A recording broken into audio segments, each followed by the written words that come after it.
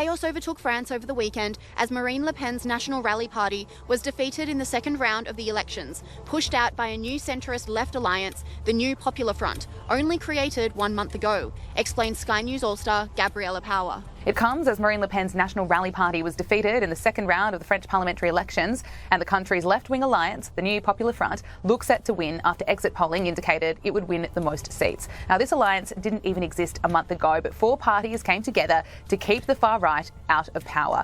And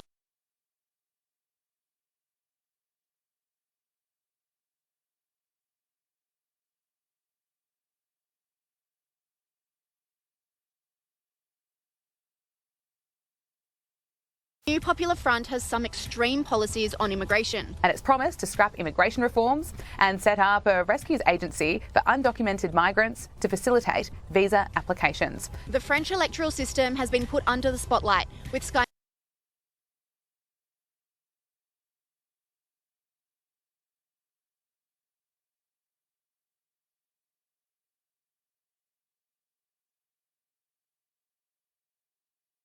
anybody who's not from Le Pen's party, and the result is what it is. France is very, very divided tonight, and will be, at least for the next year, until a future election is held, and that's where we see these riots and other things are sadly only going to probably get worse in that period. Yeah, and that's the thing I don't understand about this system. I mean, it seems like it's gamed against the opposition, because you get an idea of where things are going to go, and then you go for the second round, and you can basically change your campaign and get candidates to drop out to do things like that. I don't know that that's entirely fair. Interestingly, despite the leftist alliance projected to win, far-left riots are continuing to rage across the country, which Sky News All-Star James Morrow mocked. I want to talk about the French elections, and the fallout from this is absolutely fascinating. And I'm sure everyone at home, you're across the story. Marine Le Pen's National Rally Party looked set for a big win, but then the runoff results overnight show the country's actually going to the left, with the Macron technocrats and a much further left party getting together, doing deals to make sure they boxed the Le Pen party out. Now, there were some pretty wild scenes on the streets of France afterwards. Let's have a look.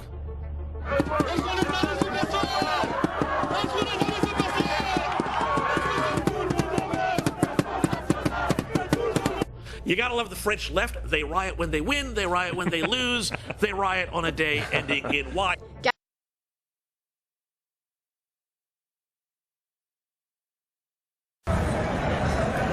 And it seems all of the different ideologies in the New Popular Front alliance could backfire on themselves, according to Sky News contributor Sam Crosby. Well, I mean, it's going to be really interesting to watch these two very different, when it comes down to the fundamentals, parties try and work together in some sort of government. But look at the left-wing coalition. You know, it's the People's Front of Judea and the Judeans' People's Front. You know, they all hate each other. You've got the communists, the Greens, the socialists, En Marche. You know, and they all hate each other, like, viciously. God, it feels like the Australian Parliament.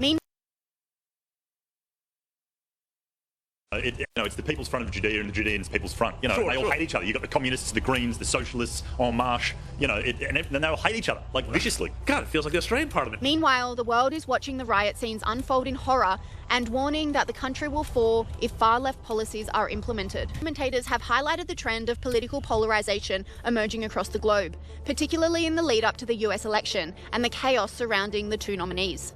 I think French society, if you look at these election results, looks as polarised as almost anywhere else in the Western world. I mean, if you classify Macron's party as left, and there's a question about whether his voters are at least a left, he tries to present himself as a centrist party, but if you put them on the left, you add up the parties to the right, you get about 50-50 in the French population.